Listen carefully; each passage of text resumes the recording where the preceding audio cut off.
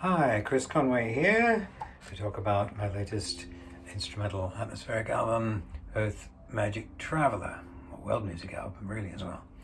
How the album came about and how the tracks were made. My first thinking with this album, I had a piano piece I had done for another purpose of repeated musical patterns.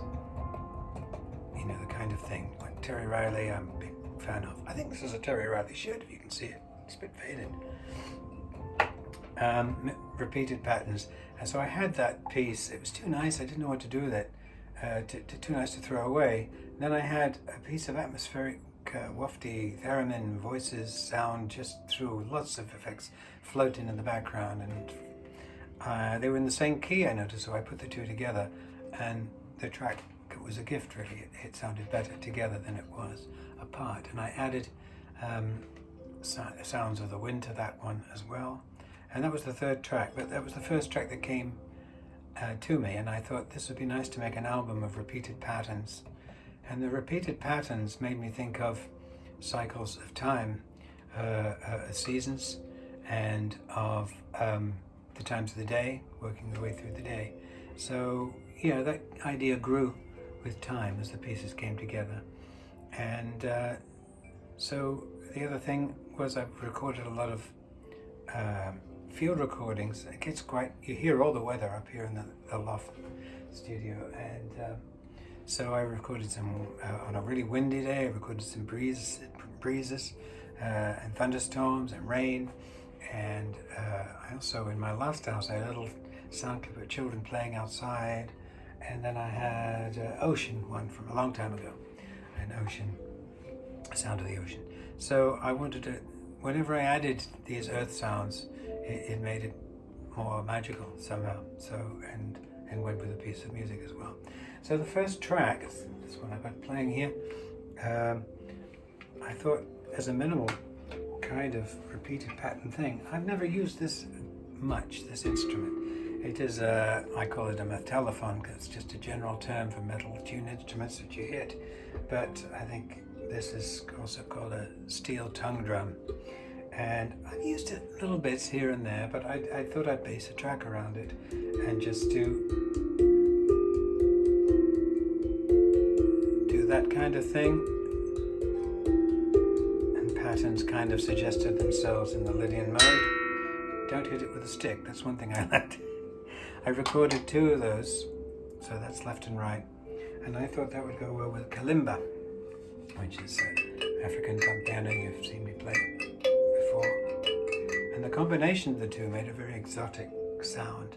I recorded two of those as well, so that really is the backbone. And to that I added some repeated arpeggiating synthesizers, and then I added some piano, and the piano built up the piece, and some percussion. I have an Irish bodhran over there and some African shakers, and the whole piece slowly built up into a big sound, and there was a big finish to it, and I wanted something to climax that bring the most out of the climax at the end. And I thought of my bombarde, Breton bombarde reed instrument, very loud. I don't want to play it now. It'll probably break your microphone or mine, and it won't sound flattering. But on the album I've recorded it in two ways. Very distant and echoey at the beginning and the end of the track. And then I have a bit where it really comes into its own. And shall I do it far away? Yeah, it sounds better than that. Need lungs for that. So that was that piece, and it felt like a spring morning, this beautiful bright sound of the metal instruments, and it's called Spring Morning Ascending. And I was imagining going up a mountain path, higher and higher, is how it felt. The next track, I had an idea that if I was looking at repeated patterns, that I could do a Celtic or Irish type reel. I was going to do a jig or a reel, but I wrote a reel, and this was the two.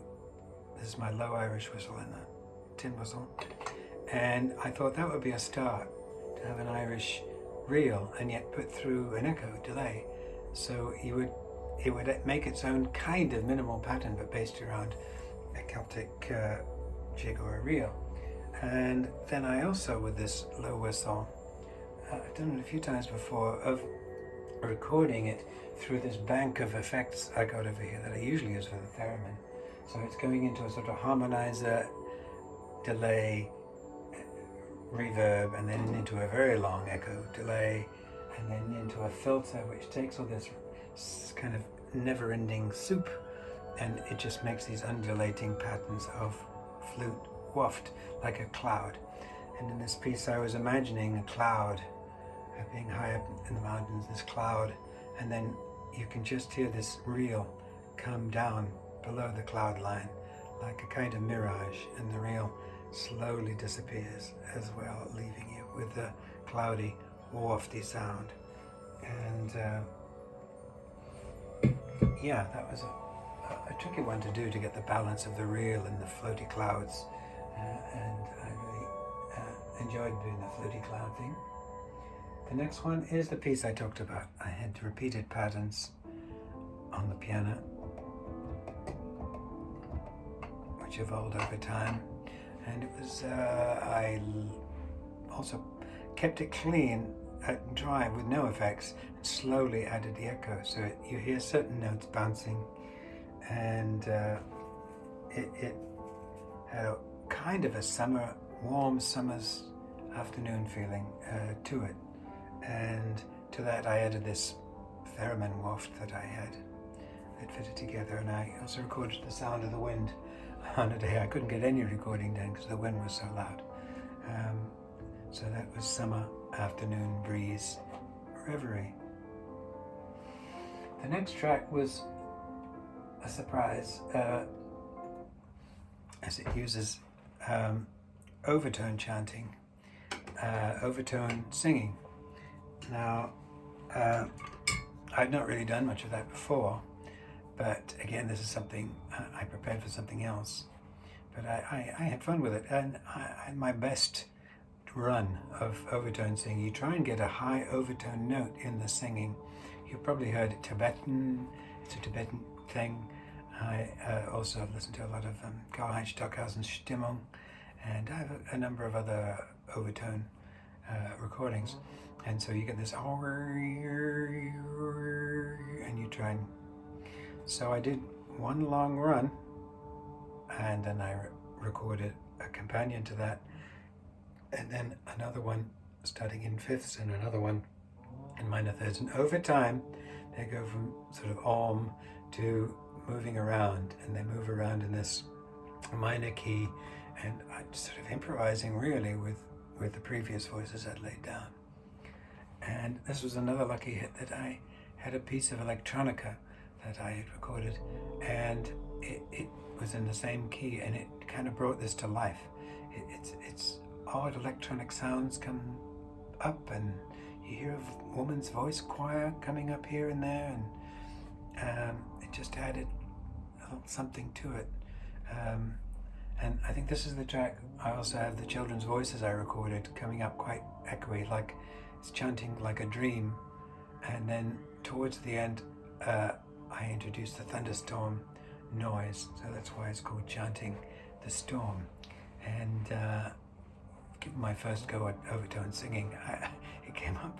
I was quite pleased with it, in the way the voices all mingle together. And so that's that one. The next one, I mentioned Terry Riley with minimal music, and you can see I've even got the t-shirt. I'm a big fan of Terry Riley, minimalist, sort of pioneer of repeated patterns, and not only does he do patterns that keep repeating a lot, as he did with his first big famous piece in C, but he also improvises, and I always like that about him, that he uses, kind of does things on the way he did that was a big inspiration. I just loved his organ pieces.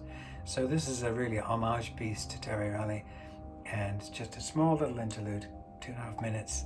It just kind of gets going and then fades away. So, and he has called some of his organ pieces with the word dervish in it. So as an homage to him, I've done that. I've called it Twilight, as it feels like a twilight feel to it. Twilight Organic Dervish. As a little homage to Terry Riley, and I couldn't do a minimalish album without doing a little kind of Terry Riley organ thing, which has influenced me so much. The next piece was just a thought. I'd done the piano doing repeated patterns. I thought, how about doing it with all my guitars? And that's what I did.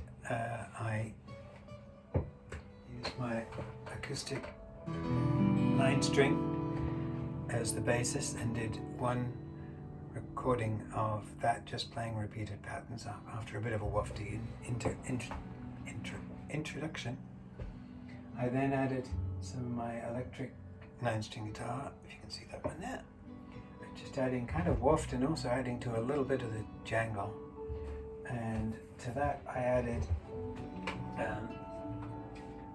this little zither, 2 of those, and just when it gets moving, adding to the repeated patterns. And then I added my 6-string nylon string guitar, Spanish guitar, and it's as for a little lead here and there, Spanish lead type thing. And yeah, it was great fun to do. It's got a Latin feel to it with all the guitars, and it still has that principle of repeated patterns. The only other thing I added that wasn't, actually there are 57 strings. I counted them up. If you added the 2 9-string guitar, electric 9-string guitar, another 9-string guitar, 2 10-string zithers, and a 6-string. Anyway, it does work up in the end. 57 strings. As a nerd for you, adding them up. But I did add some bass from a sample double bass. If I had a real one, I'd have used it, but that sample double bass just kind of adds a bit of grounding to it. And so that's called Autumn Evening. Again, felt quite autumnal with these acoustic guitars. And Autumn Evening Heartstrings, because it's quite an emotional piece, and the strings are the main part of it. Final track I had a lot of fun with, and it kind of, the idea of a prototype for a whole album, or doing this kind of thing I do on here. I already described how I use my theremin with a lot of the effects and echoes and delays and filters to make this big wafty sound, and I've made whole albums of that. Adagio Electric and Inside Out, I think was one. No, Electric Skies was the other one I did. And I just love that sound, and I thought, what if I'm just much more restrained? It's very difficult to be restrained on the theremin. Your fingers can, this is the theremin you've probably seen before. And so I thought, let's do a really restrained bit, so I just have this really subtle pattern. And the nice thing with these echoes, delays, things keep coming round. A kind of chord change kind of goes around slow. It fits within the repeated patterns, that theme that I was wanting to do. To that I added, I wanted a bit more texture after that. And so I used this kantele. It's actually an electro kantele that I bought many years ago. And it had 2 of those, so just for a stringy kind of texture to it. And then I got my friend Coulson, made many albums together, but she added some of her magic Celtic harp, clinky notes here and there. It sounds wonderful.